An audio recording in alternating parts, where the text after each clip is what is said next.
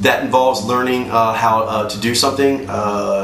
In life, you must work with your two top powers, your main powers. For example, as a Nai-Ji, that's going to be Nai and Ji, which we'll get into later on.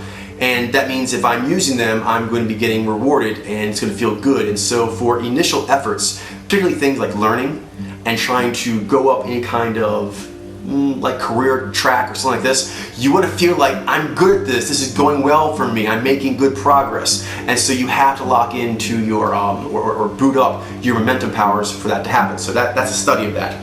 And that's something that all you Nai-Ji out there are going to be doing with me. Once we get a bunch of you all trained up, you're going to become the members area with me, and we're figuring out how Nai-Ji from all over the world, all over time, every career path, whatever, how we do it. The best practices, like basically Nai-Ji magic from all over the planet, except it's real magic. It's just the best way our Mojo does everything.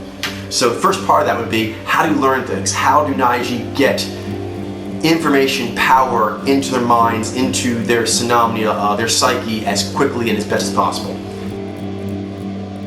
Okay, we have some really cool powers, but we also have some things that can trip us up. So as Nai-Ji, we have to get a temple together and we have to train and figure out all the things that are more sensitive to us and the best practices the Nai-Ji from all over the world have come up with for dealing with it and making it not an issue and making it something they can use as an advantage, which you can. For example, I'm very good at my modulation powers, and there's something I have to account for because they're not my strong side, but I can make it to where it looks like they're strong most of the time because I'm playing the right way. So you have to know how you play your character and then train with others.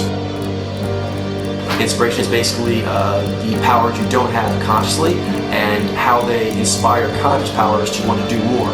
So you will be amazed, maybe not, about the difference in your energy and your powers of mind, body, spirit when you're in a relationship with, say, someone that is really going well, a romantic relationship, and when you don't have it in your life.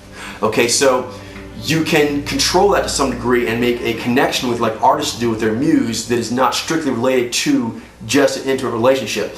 But it'll also make those relationships much more heightened because you actually understand what you're doing, which is you're trying to connect to your own unconscious genius, which makes you have much more power, which makes you connect to your genius better, which makes you appreciate the person that's helping you do that better. So it's just a win-win-win to learn how to deal with your inspiration. Otherwise you will have it choked off, or you will just find some creature out there that allows you to get slightly inspired and you will be clingy, and that's not good. There's lots of social alchemies, some of them are better than others. So as far as ideal use of momentum, modulation, inspiration, you may not be working with all the other mojos on a regular basis, but you may end up working with any of them randomly. So in life, you have family members, you have children, or you're the child of someone, and you weren't adopted or whatever, then, or even then you don't know what Mojo is, or you have assigned coworkers, you're just giving them and you have to make the best of it. But there is a best math for how to deal with that, including not just how to interact, but what's the best way to do it as far as how much time to spend around them, in what way, basically how to structure your life for the best and optimum outcomes. Herography is basically the study of all of you, which means as a Nai-Ji, for example, I need to know that I'm a Nai-Ji. That also means I need to know that my powers, momentum, inspiration, modulation, but also means my spirit forms, for my Dar'yu, for my Uthur, for my Fumasta. And then what that really means to rituals, for example, rituals of fear, of passion, of greatness. All humans have those, but they mean different things because of the way I'm wired in my life. I need to have an umbrella that captures all of that, so it doesn't seem like it's all these things I have to do. No, it's really just one thing. It's beautifully just one thing you were designed to do. The human mind is designed to know itself, but you have to know what all the components are. Once you do, you can layer them all in your herography and just bring all the aspects of you up simultaneously. Humans have evolved, we're really spiffy. That means we work well. We're not designed to be 50-50, like evil or good. We're designed to be heroic, and actually heroic under great adversity. And if we were not able to do that, we would not be here as a species.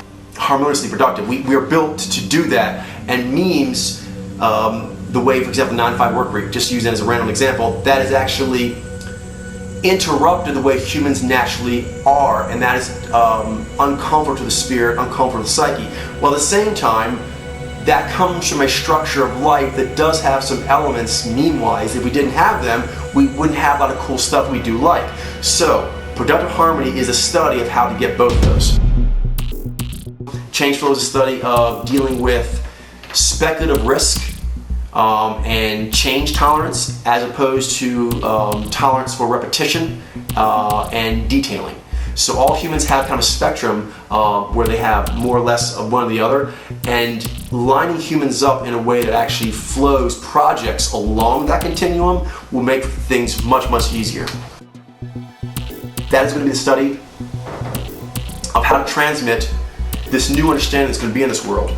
Now that we know, for example, we know the world's round, and we know that there's evolution and so forth, the news is reported differently because the public now expects to be told things in the context that the world is round. We're going to service that because once we're able to put out the proper evidence to make sure the world knows that this is happening, this phenomenon is here, then it's going to demand that humans are given that information and it's not kept from them, and that lens, that higher lens, is used on everything. Some people may not like that, but I'm telling you right now, that is our goal, that is our intention. Our intention is to shine a light in this world, and we're going to have to make sure we have a lot of evidence first, but once we do, the plan is to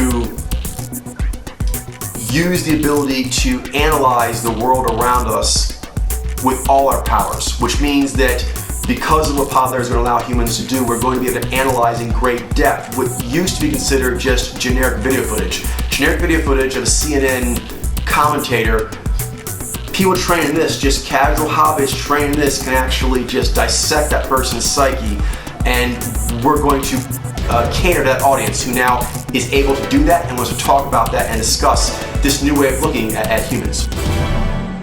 That basically is the special ways those things interact in a given field. For example, change flow and Mojo journalism. That's how things roll out as far as change and how they roll out as far as getting the word out about something. But there's also the element, are you talking about making cars? Are you talking about opening up a restaurant? Are you talking about having intentional community? So depending on what the product is you're trying to make, there are a lot of variations you can do to play with the change flow and the Mojo journalism angles. Mojo journalism is how you would pitch something to humans in general who are aware of Mojo, but then there's also pitching specific products and how they appeal to a person who now has appetites awakened in them. Because a lot of Pod'Lair is going to be explaining to humans why something themselves, which should be the most valuable thing to them, is the most valuable thing to them.